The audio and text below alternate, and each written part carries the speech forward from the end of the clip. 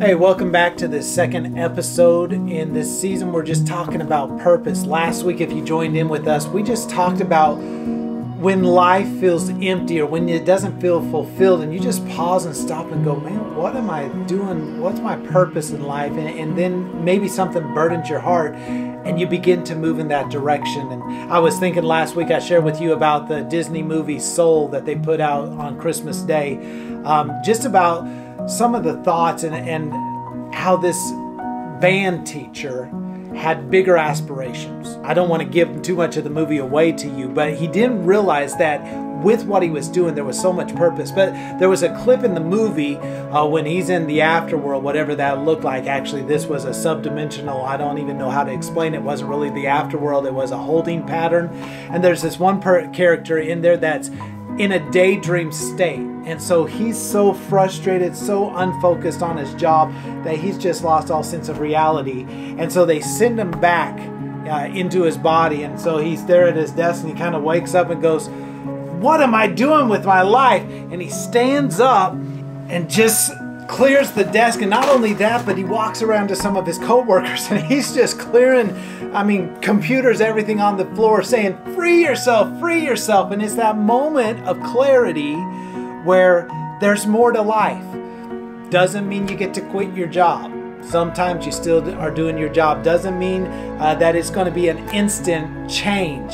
But there's moments where there's more to life than this. And I hope last week that kind of helped you out with purpose as we dug into that first episode. And in this episode, we just kind of want to talk about how do you handle a burning passion, a desire for your life? How do you handle when something grabs your attention and you know you must do something about it? Last week I introduced you to this guy in the Bible. His name is Nehemiah. And Nehemiah had a good job. We talked about it in last episode. He served the king. He was a cupbearer. Everything was going fine until he heard about how things were back in his home country of Jerusalem. And he had this overwhelming sense that he had to do something about it. But here's what he did. 3 things that I think will help you and will help me if we come to these moments where we have this new drive in life, this new meaning and purpose. First thing is that he sat with it. You're thinking, what? If I get something I'm supposed to do, aren't I supposed to get up and go do it right away? Not necessarily. Sometimes we got to know what we're supposed to do. Yeah, we've got a burden, but what are we supposed to do about it? In the Bible, in Nehemiah chapter 1, it talks about the month that he heard this news. And the month is a month called Chislev. It's in a different calendar. In our calendar, it would relate to November, December. And he doesn't get to do anything with this burning passion until what would be our March, April time. So for 4 months, he sits with this new understanding and with this new desire that something needs to happen. He sits and he wonders, what can I do? What will need to be done? Who can help me? How do I share this with other people? And during this 4 months, he's not sharing it with anybody. He's trying to figure out. I think that's where we miss it a lot of times. We get a new desire and a new drive and we're ready to jump up and go save the world. And we end up falling flat and nobody's on board with us because we didn't take time to do inventory, to really stop and figure out why it's such a burden on us. Why are we so consumed or so wanting to make change happen?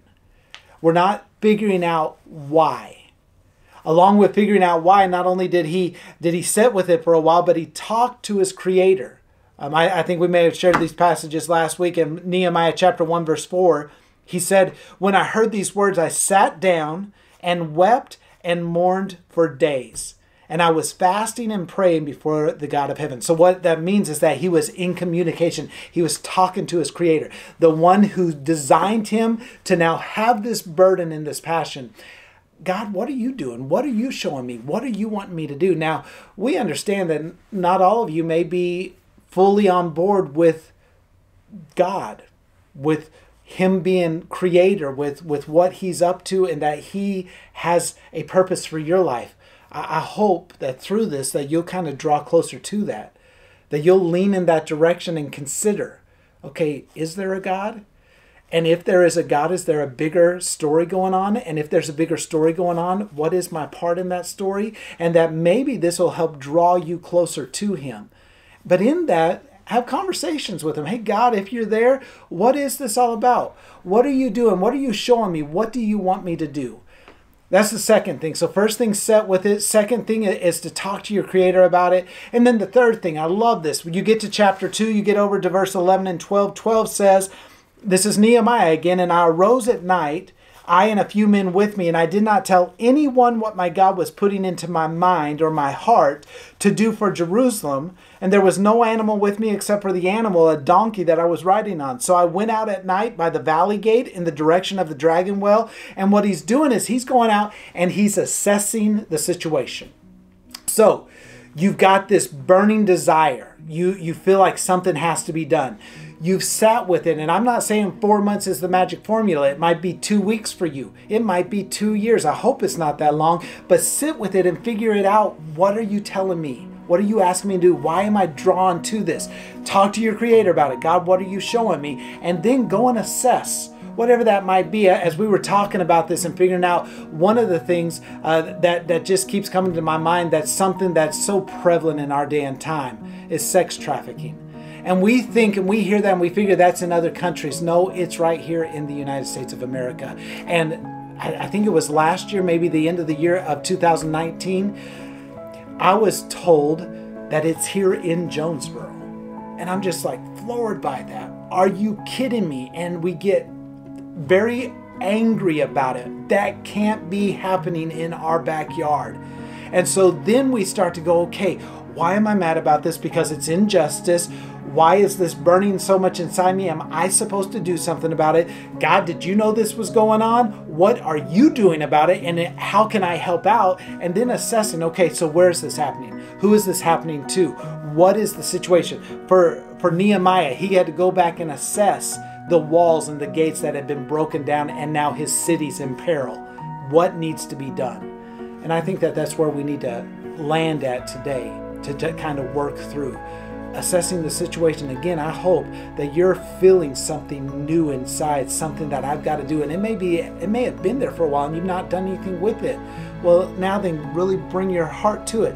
Maybe get a notebook and start jotting down some notes about it and figure out what God is telling you, and then figure out how to assess the situation so you know what must be done as you start to gather other people around to say, here's what I feel like I'm supposed to be doing. Can you help? Man, I hope this helps out. In the next episode, we'll be talking about getting busy, doing it. I mean, you can talk about purpose a long time, but if all you do is talk about it, you haven't done anything. So what happens when you actually move with the purpose you feel like you have? So I hope you'll tune into the next episode. Thanks so much for joining in with us today.